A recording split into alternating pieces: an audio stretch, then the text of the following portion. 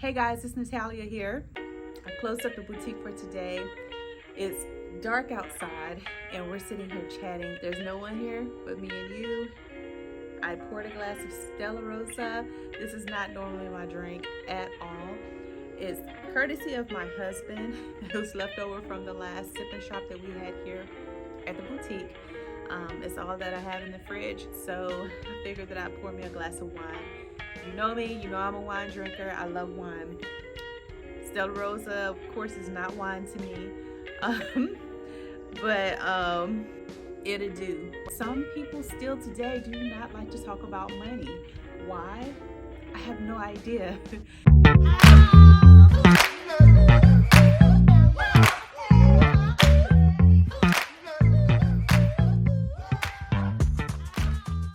On this channel, we talk all things money, finance, and investing. One of the things we're going to be talking about today is changing the narrative around money and investing. What is money? I want to discuss that on this channel and how we can access it and how we can make it work for us. And investing. So many of us do not invest because we haven't had the opportunity to invest. Outside of a 401k and a pension, that's about the extent of investing that they do. And a lot of that is because of the barriers to entry when it comes to investing. It's very intimidating when you don't really understand what's going on. You can be invested for years and see modest growth. And as long as you're increasing year over year, that's good. But when we have record levels of inflation, you have to start paying attention more when it comes to your money and figuring out how to grow it or protect it in a high inflationary environment. My mind is constantly on, how can I do something? How can I grow this money to X, Y, and Z? How can I provide a better life for my kids? How can I make sure that we go on vacation every year? How can I make sure that we are able to buy that investment property so that whenever we go on vacation, we're going to one of our properties and we're not renting out an Airbnb or, going to a resort unless we choose to do so. The game that I have set up in my mind for me and my family, I can't wait to get there. And really, it's all I think about. It's all that I like to talk about. So let me give you an example of changing the narrative. My grandmother has a home in Long Island that she will be leaving to her sons, my dad and his brother, when she passes on. My father owns a house in New York. Both of the homes are paid off.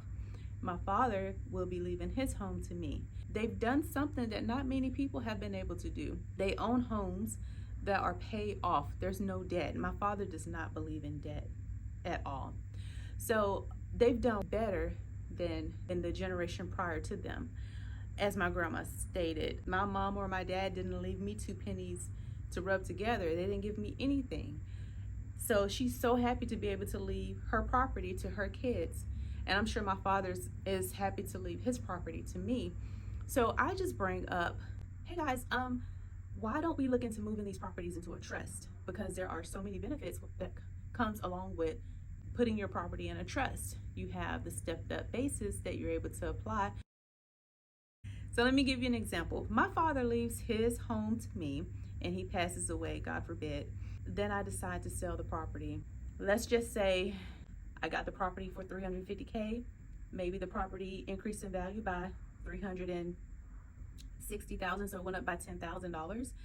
My tax liability will be on the $10,000. Whereas if it was not in a trust, and let's say at the time that my dad purchased his property, it was only $100,000, and then it grew to $350,000. I sell the property. My tax liability will be the difference between the $350,000 that it is valued at today and the $100,000 that he purchased it at. To have your property inside of a trust, you're reducing the tax liability that your beneficiary would have to pay upon your death or at the time that they sell the property. That makes a lot more sense, right? We have to be smarter with our money, and a lot of times we don't have the time to really look into these strategies to see what works best for us. when I say change the narrative, for me, it means let's educate ourselves on assets and how they work and how we can make them work for us. And I told my grandmother and I told my dad about the benefits of having the property in a trust. My grandma was like, whatever they sell the house for, it should cover all of the expenses that they have to pay, either to cremate me, because she wants to be cremated, in order to cremate me and pay the taxes. And then anything that's left over will go to them. That's all she's concerned with. My father, he hasn't even gotten back to me. He's basically like, okay, yeah, send me a video on the benefits of it and then I'll look at it. It's been about a week. He hasn't gotten back to me yet. There's just no sense of urgency. There's no sense of let's leave a legacy for my kids and for my grandkids so that they can grow the wealth. Let's teach them about wealth so that they can continue to grow upon what I've built and be educated about how to continue to build. There's just none of that. My grandma basically was like, well, at least I'm leaving my kids something. She wasn't really concerned about, let me leave them the most that I can leave them. They have their own properties. They're doing well. It doesn't really matter. But I don't know, I just think so differently. For me, I want to leave the most that I can for my kids, and I want them to know how to build upon that and leave something bigger for their kids as well. So that's just how I think about it, guys. And I don't know, sometimes I'm like, why am I like this? Why do I constantly think about money strategies and wealth strategies? And I don't know, because there aren't very many people in my circle who think like this. And I need to build a community of people who think like this, or who are willing to think like this, because I need an outlet. Let's change the narrative around investing. So for so long, investing has not been available, accessible to most of us.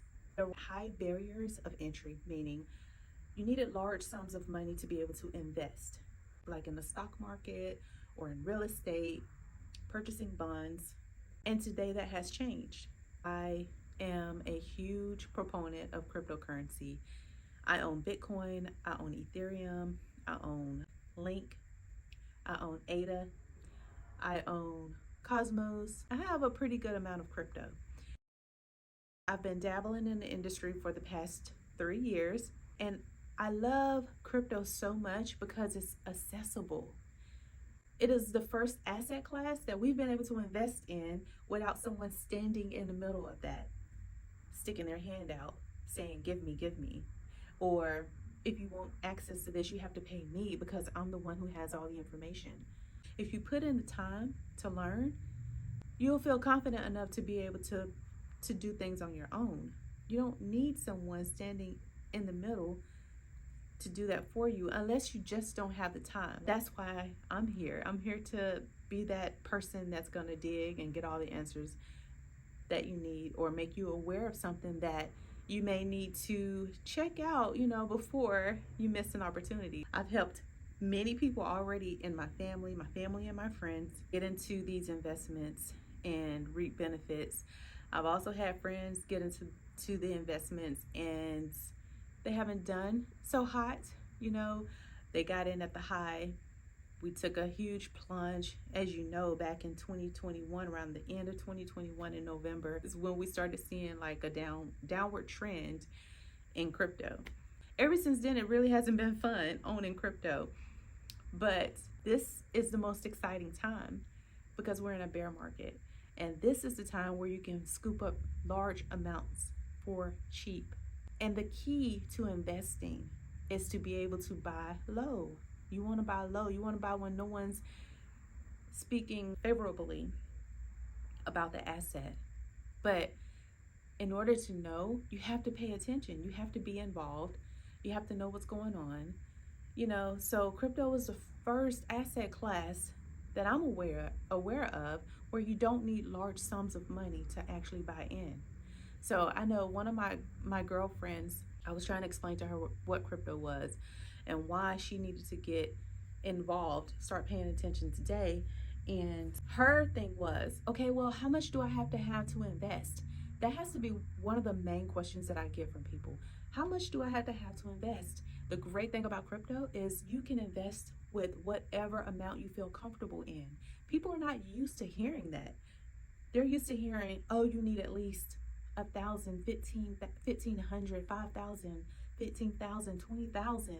Most people don't have that. But with crypto, it's so accessible that if you wanted to get started with freaking $10, you could do that. Now, it's important to keep in mind that what you put in will determine the amount that you get out as well.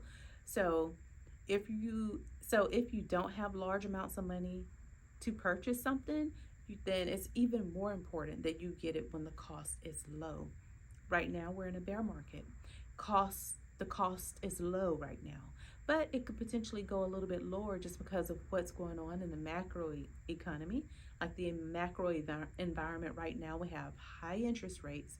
The Fed has not signaled yet that they are going to deviate from raising rates. So right now, the Federal Reserve is raising rates, and by doing so, they're moving liquidity from the market, which means that money is going to be tight. Households have record levels of debt right now. Many people are losing their jobs. There have been so many tech layoffs just in the past couple of months that it's just crazy. But this is the environment that we're going into, and inflation is still high. Other governments around the world are talking about a CBDC, which has forced the issue here at home as well, with our governments testing out the idea of a CBDC, or central bank digital currency. Now that they're preparing to take us off the dollar and getting us ready for a central bank digital currency or some type of digital form of money, it's even more important to understand the best type of crypto that you should be investing in that's going to protect your purchasing power, that's going to protect your money in general. Today, more than ever, is the moment where you need to start learning to invest for yourself. If it's real estate, let it be real estate. Although you need large sums of money to get invested in real estate. If it's stock, let it be stock. You have just as hard of a time getting an increase in stock without really knowing what's going on than you do with investing in real estate. If crypto is something that you're interested in, let that be your in for getting your feet wet. Start with a small amount, see how it goes, and then you can thank me later. If crypto is something that you're interested in, I will have some resources linked below to help you get started today. I think that's going to be it for this video. If any of these topics that we discussed today interest you, then hit the like button, share this with a friend, and please also hit the subscribe button, because we're trying to grow this channel and I'm trying to grow a community of like-minded thinkers. If you're one of those, then welcome aboard, sis. And if you found these topics interesting and you'd like to know more, leave a comment below or subscribe, and I'll see you in the next video.